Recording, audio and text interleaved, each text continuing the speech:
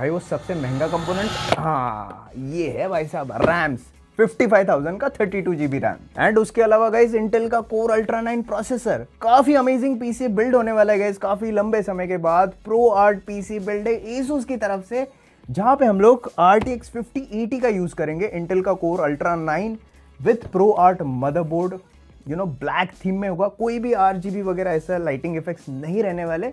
But भाई साहब RAM भी किंगस्टन का फ्यूरी यूज करेंगे, भले ही हो 55,000 का, हम इस बिल्ड में यूज करेंगे। तो भाई शुरू किया जाए। तो yes guys, after a long time pro art का पीसी बिल्ड होने जा रहा है, जहां पे सबसे पहले आप मदरबोर्ड देख सकते हो, कंप्लीटली ब्लैक थीम में आपको देखने मिलता है pro art Z890 creator wifi motherboard. And guys ये एक AI एनेबल्ड मदरबोर्ड है, जहां पे IO शील्ड पे आप देख सकते हो 2 थंडरबोल्ट 5 के पोर्ट्स देखने मिलते हैं, जो टाइप C पोर्ट है। उसके अलावा ढेर सारे पोर्ट्स उन्होंने प्रोवाइड किए, रोबस्ट पार डिजाइन आपको देखने मिलता है बेटर हीट डेसिपेशन के लिए। 4 PCI Express 4.0 के NVMe Express SSD यहाँ पे आप इंस्टॉल कर सकते हो, एंड एक PCI Express Gen 5 की SSD with Wi-Fi 7 support, and definitely DDR5 RAM का सपोर्ट तो आपको देखने मिलता है। एंड कंप्लीटली ब्लैक थीम में आपको ये मदरबोर्ड देखने मिलेगा। एंड एज यूजुअल गाइस, सबसे पहले यहाँ पे हम प्रोसेसर इसमें इंस्टॉल करेंगे, एंड प्रोसेसर के लिए यहाँ पे हमारे पास है इंटेल का कोर अल्ट्रा 9 285K। एंड ये जो प्रोसेसर है आता है 8 परफॉर्मेंस 16 एफिशिएंसी कोर्स के साथ, टोटल 24 थ्रेड्स,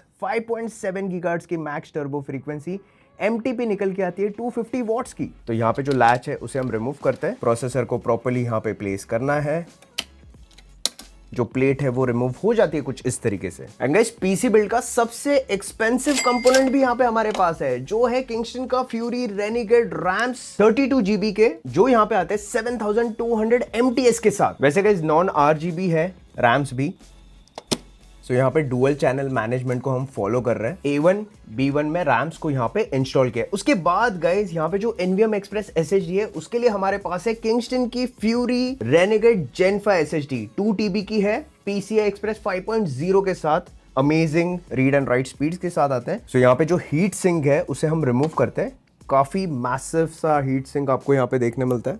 एंड फिर यहाँ पे जो NVMe Express SSD है उसे इंस्टॉल करते हैं। क्यू लैच के साथ आपको ये देखने मिलता है, तो स्क्रूइंग की यहाँ पे एज दिक्कत होने नहीं वाली। एंड यहाँ पे जो हीट सिंक है उसके ऊपर का भी जो प्लास्टिक रैप है उसे हम रिमूव करके इंस्टॉल करते हैं इस भाई साहब को यहाँ पे।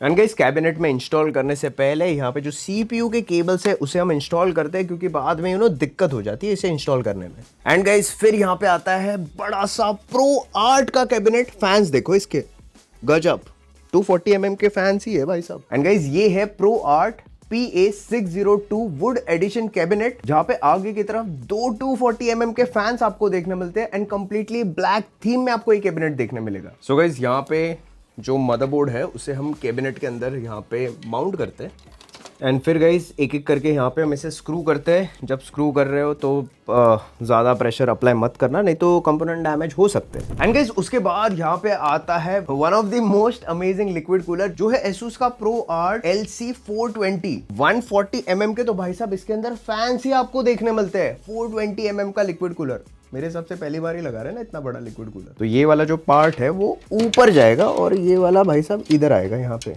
ऐसे। भाई ये कैबिनेट के पीछे तो एक केस था, प्लस कूलर का ब्रैकेट लगाने के लिए भी यहाँ पे उन्होंने एक केस दिया है।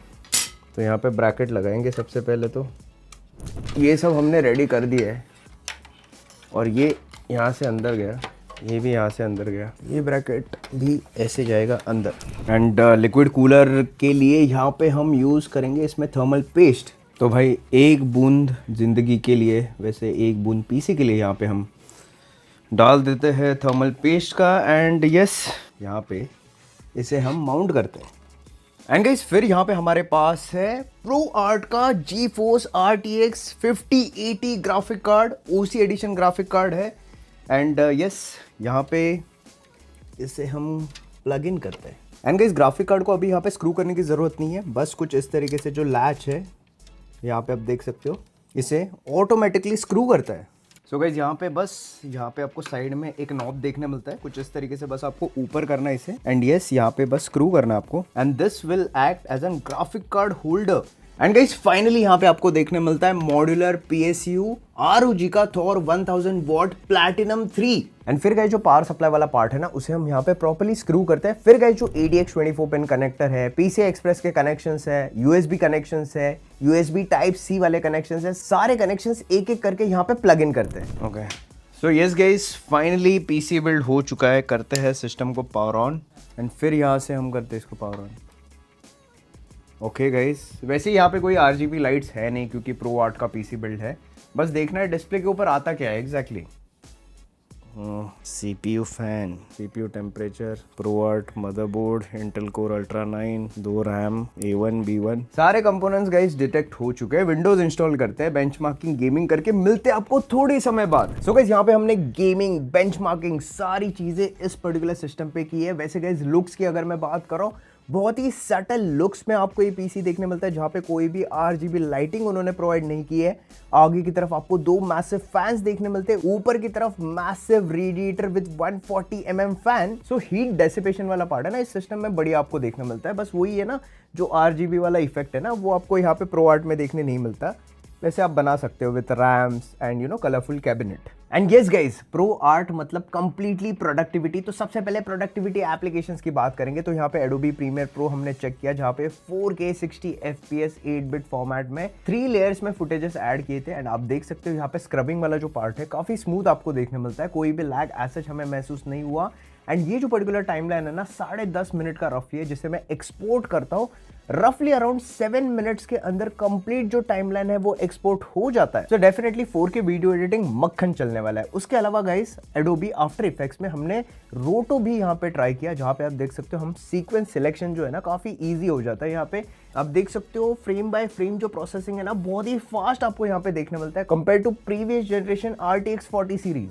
एंड गाइस यहाँ पे जो मास सिलेक्शन वाला प्रोसेस है ना, आप देख सकते हो बहुत ही ज्यादा स्मूथ आपको देखने मिलता है। सो गाइस एडिटिंग के साथ रोटोस्कोप भी बढ़िया आपको देखने मिलता है। वैसे गाइस एडोबी फोटोशॉप भी हमने ट्राई किया, डेफिनेटली बढ़िया तरीके से वर्क करता है। एंड फोटोशॉप स्पेसिफिक मैंने पता है क्यों बोला, क्योंकि यहाँ पे जो मॉनिटर मैंने यूज किया ना वो है प्रो आर्ट का PA32 UCE। To be precise guys 4K monitor है, 98% DCI P3 के साथ आता है, 31.5 इंच का। एंड इसके अंदर बिल्ट इन कलर कैलिब्रेटर आपको देखने मिलता है। इसके ऊपर है ना अलग से एक रील बनाएंगे, तो उस रील को जरूर देखना। एंड अलग से रील पता है क्यों, मॉनिटर की प्राइस है भाई साहब 1,80,000। एंड अभी हम लोग गेमिंग की यहाँ पे बात करेंगे, तो सबसे पहले AAA टाइटल गेम्स, सारे गेम्स 4K रेजोल्यूशन में खेले। साइबरपंक 2077 की बात करेंगे, जहां पे सबसे पहले सेटिंग्स में DLSS को अल्ट्रा परफॉर्मेंस में रखा था, रे ट्रेसिंग को साइको मोड में स्विच किया था। एंड यहाँ पे आप देख सकते हो हमें ऑन एन एवरेज 130 FPS के फ्रेम रेट देखने मिल रहे थे। नो डाउट गाइज रिफ्लेक्शंस हो गए, शैडोज हो गए, बहुत ही बढ़िया तरीके से आपको विजिबल हो जाएंगे। एंड गेम बढ़िया तरीके से वर्क करता है। वैसे गाइस सेकंड सेटिंग्स में हमने रे ट्रेसिंग को कंप्लीटली ऑफ रखा था, DLSS को ऑन रखा था अल्ट्रा परफॉर्मेंस मोड में बढ़िया फ्रेम जनरेशन के लिए, जहां पे आप देख सकते हो हमें ऑन एन एवरेज 20 से लेके 30 FPS का बूस्ट मिल चुका है। 150+ FPS के फ्रेम रेट्स यहाँ पे भी काफी बढ़िया निकल के आते हैं। एंड भाई साहब स्पाइडरमैन रीमास्टर्ड की स्पेसिफिकली अगर मैं बात कर रहा हूँ, ये भी एक AAA टाइटल गेम है, 4K रेजोल्यूशन में खेला। सबसे पहले सेटिंग्स में DLSS को ऑन रखा था, रे ट्रेसिंग को वेरी हाई पे सेट किया था। एंड यहाँ पे आप देख सकते हो हमें 200+ FPS के फ्रेम रेट देखने मिल रहे थे, जहाँ पे शैडोज रिफ्लेक्शंस बहुत ही बढ़िया तरीके से विजिबल हो रहे हैं। एंड गेम नो डाउट बढ़िया तरीके से वर्क करता है। सेकंड सेटिंग्स में रे ट्रेसिंग को कंप्लीटली ऑफ किया था, DLSS को ऑन रखा था। एंड यहाँ पे आप देख सकते हो हमें 100+ FPS का बूस्ट मिल चुका है। 300+ FPS के फ्रेम रेट्स यहाँ पे इस गेम में निकल के आते हैं। एंड वैसे गई GTA 5 एनहांस्ड गेम भी खेला, जहां पे आपको अभी ray tracing capabilities and DLSS capabilities देखने मिलते हैं। रे ट्रेसिंग को ऑन किया था, DLSS को भी ऑन रखा था। एंड यहाँ पे आप देख सकते हो हमें ऑन एन एवरेज 300 FPS के फ्रेम रेट देखने मिल रहे थे।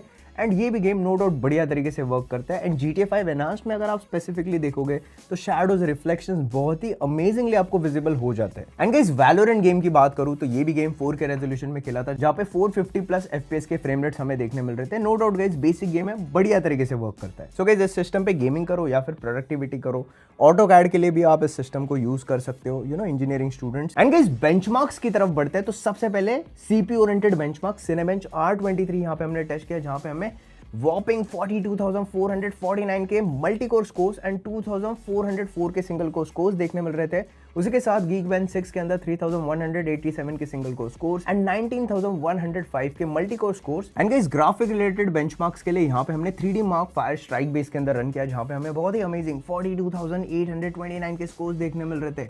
3D mark time spy test के अंदर 28,000 प्लस के scores. And guys ray tracing capability check करने के लिए पोर्ट रॉयल टेस्ट भी यहाँ पे हमने किया, जहाँ पे शैडोज रिफ्लेक्शन ये बढ़िया तरीके से चेक करता है, जहाँ पे हमें 21,000 प्लस के स्कोर्स देखने मिल रहे थे। उसी के साथ फाइनल फैंटेसी 15 4K रेजोल्यूशन में हमने रन किया एंड यहाँ पे भी हमें बहुत ही बढ़िया 15,900 प्लस के स्कोर्स देखने मिल रहे थे। प्रोडक्टिविटी चेक करने के लिए फाइनली गए यहाँ पे हमने PC Mark 10 रन किया, जहां पे हमें बहुत ही बढ़िया 8,909 के स्कोर्स देखने मिल रहे थे। So guys definitely benchmark scores भी बढ़िया निकल के आते हैं। वैसे गाइस प्राइसिंग की अगर मैं बात करूं तो करंटली सबसे महंगा कंपोनेंट जो लगा है वो है रैम ही। इसके अंदर लगभग 55,000 के सिर्फ 32 GB के DDR5 रैम जा रहे हैं। उसके अलावा भाई साहब ग्राफिक कार्ड के भी प्राइसेस बढ़े, स्टोरेज के प्राइस बढ़े एंड ये जो कैबिनेट वाला पार्ट है डेफिनेटली आप बजट प्राइस में जा सकते हो। करंटली ये सारा जो सेटअप है 4.7 लाख का जा रहा है। अगर इन्फ्लेशन नहीं होता तो 3.54 के अंदर ये बैठ जाता। एंड और भी ज़्यादा बजट में अगर आपको बिल्ड करना है तो बजट मदरबोर्ड, बजट कैबिनेट या फिर बजट PSU आप सिलेक्ट कर सकते हो, लिक्विड कूलर बजट का। एंड 2.53 के अंदर ये RTX 5080 का बिल्ड भी बन सकता है या फिर 2.5 में भी। सो गाइस इसके जितने भी परचेस लिंक्स है आपको नीचे डिस्क्रिप्शन बॉक्स में मिल जाएंगे। वैसे गाइस आपको ये PC बिल्ड कैसे लगा, एंड PC बिल्ड से ज़्यादा मैं बोलूँगा परफॉर्मेंस कैसे लगी वो कमेंट करके बताना ज़रूर, क्योंकि PC बिल्ड तो गाइस आजकल प्राइसिंग के ऊपर डिपेंड कर रहा है। एंड यस बस यही था आज का वीडियो। आई होप आपको वीडियो पसंद आएगा। अगर आपको वीडियो पसंद आता है तो प्लीज़ इस वीडियो को लाइक कीजिए और ऐसे ही टेक रिलेटेड अनबॉक्सिंग के लिए प्लीज सब्सक्राइब कीजिए हमारे चैनल को। और दोस्तों और एक इंपॉर्टेंट बात, प्लीज़ मेरे फेसबुक पेज और इंस्टाग्राम पेज भी लाइक कीजिए। तो दोस्तों मिलते हैं अगले वीडियो में, तब तक के लिए धन्यवाद।